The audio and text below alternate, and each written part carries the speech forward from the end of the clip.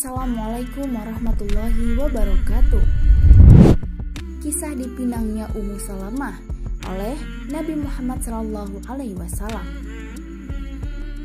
Diriwayatkan dari Ummu Salamah, ia berkata, aku mendengar Rasulullah SAW bersabda, tidaklah seorang muslim tertimpa suatu musibah lalu mengucapkan seperti yang diperintahkan Allah, Inna lillahi wa inna ilaihi raji'un.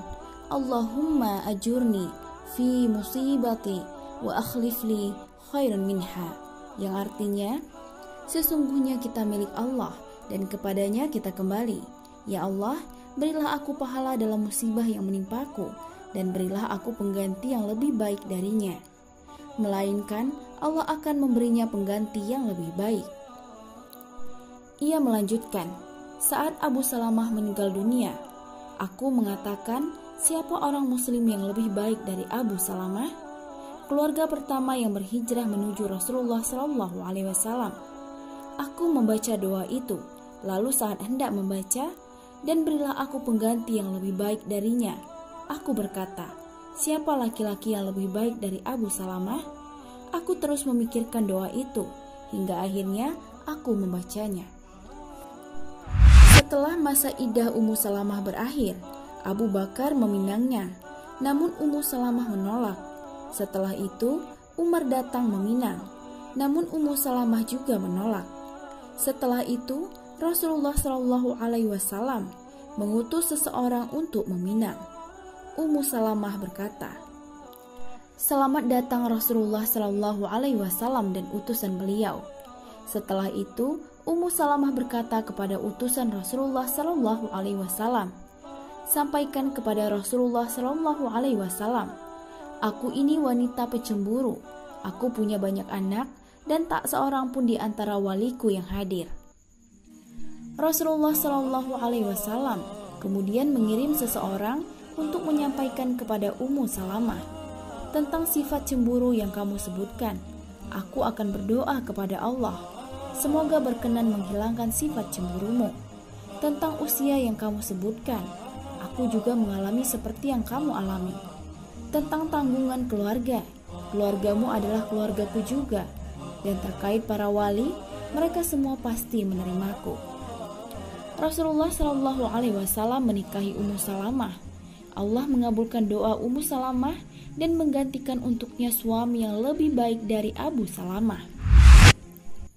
Sejak pertama Ummu Salamah memasuki rumah tangga Nabawi, ia sudah menjalankan pekerjaan-pekerjaan rumah, mengatur segala sesuatunya dengan sebaik-baiknya.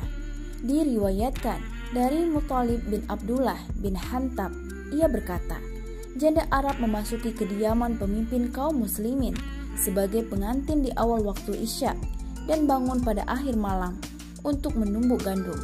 Maksudnya Ummu Salamah. Ummu Salamah adalah sosok wanita berakal cemerlang, memiliki pandangan dan pemahaman yang baik. Bahkan ia selalu berusaha untuk membahagiakan dan menyenangkan Rasulullah SAW. Istri-istri Rasulullah SAW mengetahui berita pernikahan Rasulullah SAW dengan Ummu Salamah, wanita yang memiliki kecantikan, kemuliaan, dan kepribadian yang sangat menarik.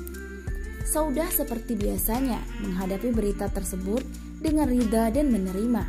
Namun tidak demikian dengan Aisyah. Ia berpikir macam-macam dan dikuasai rasa cemburu.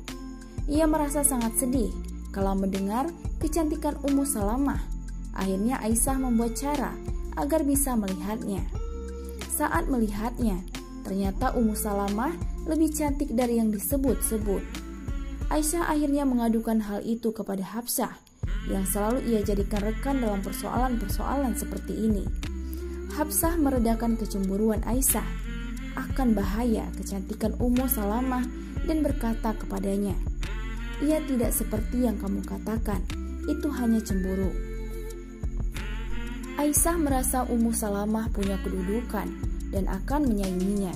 Sampai-sampai ia berkata tentang Ummu Salamah dan Zainab binti Jahsy yang dinikahi Nabi SAW setelah Ummu Salamah. Keduanya adalah istri-istri yang paling beliau cintai setelah aku.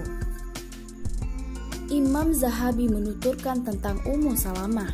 Ia termasuk fuqaha dari kalangan sahabiah.